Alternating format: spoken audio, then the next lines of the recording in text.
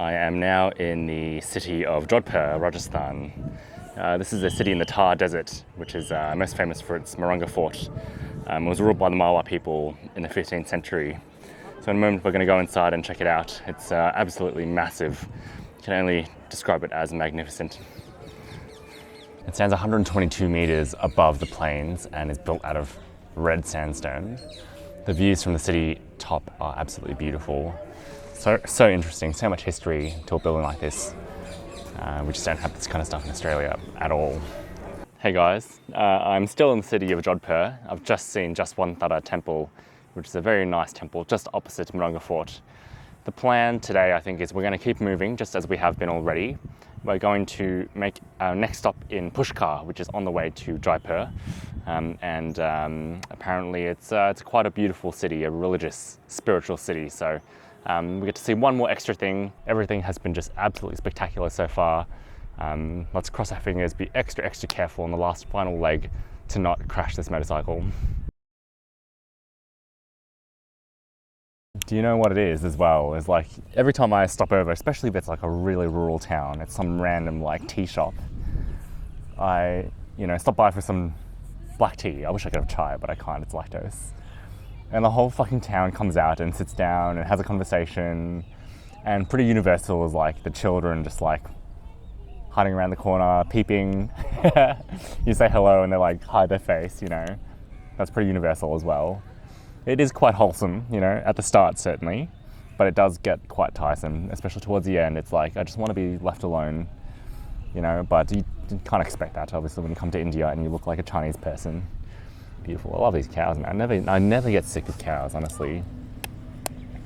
Fucking looking at these cows, it's like they're just literally everywhere, dude. Like they've been chilling just on this nice ass lake, man, I'm in a really small town right now, like so random. Anyway, we're here in Pushkar now, and I thought I've got a spare morning. I might just do a bit of yoga. What you guys might not know is I've been sort of teaching myself yoga in my bedroom for the past year or so. So I'm quite excited to practice yoga in the spiritual center, India. So that just about sums up Pushkar. Donations, temples, ritualistic practices with a really dirty ass lake. I've been blessed twice already, and they've convinced me to donate once. They didn't get me the second time. Plan now is Jaipur, so it's a 2 to 3 hour ride. Should be pretty easy. Let's do it.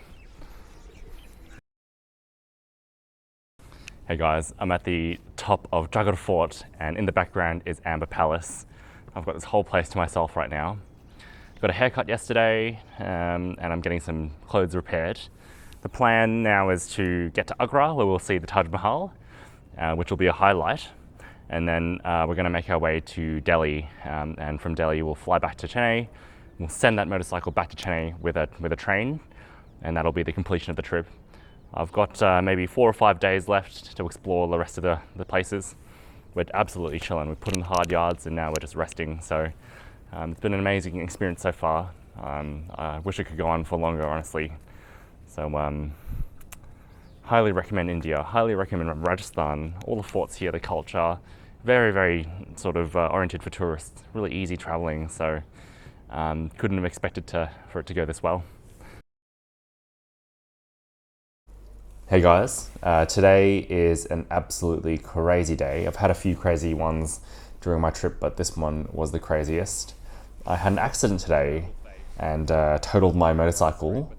There was a black SUV that was attempting to overtake me, and there was a cow in the way, so he swerved to avoid the cow and struck me, probably about midway up his car, so it wasn't even close. He was driving very maliciously and just had no intent to slow down. So it's pushed me off the road at around 80 kilometers per hour, and he's pushed me into a ditch, and that's where the motorcycle dropped from beneath me. I flipped over the handlebars and landed on a sort of gently up-sloping, ditch of leaves and twigs and dung. The locals really did help me out.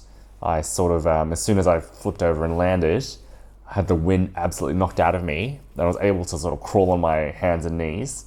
And I remember people looking down at me and, asking me if I'm okay in whatever language they're speaking. And I'm able to get up, I'm able to weight bear, and I feel actually quite well. The adrenaline is pumping, but I feel quite well.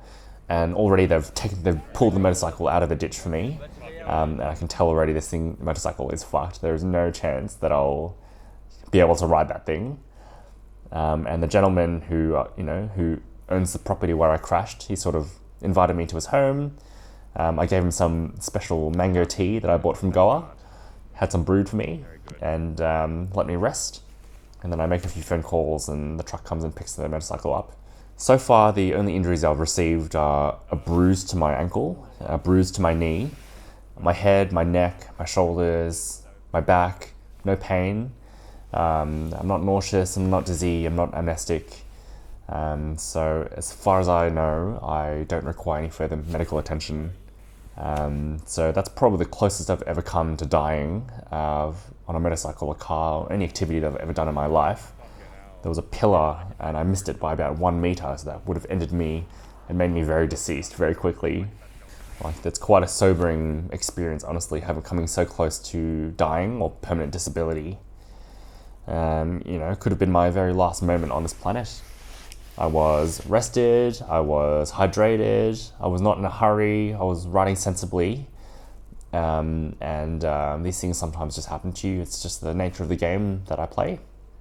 Having ridden sort of 4 to 6 hours every day, covered 250 to 300 kilometers every day, and for this to suddenly happen in the Golden Triangle, well, first of all, it's a very good effort. But my motorcycle journey, unfortunately, has ended now.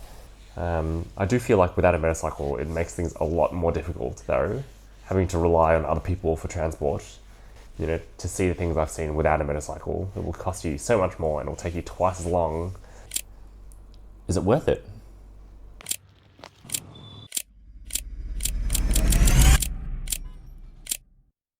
All I can say, it's probably not for most people, but for me, I think my experience so far has been rewarding enough that it is on the balance of things.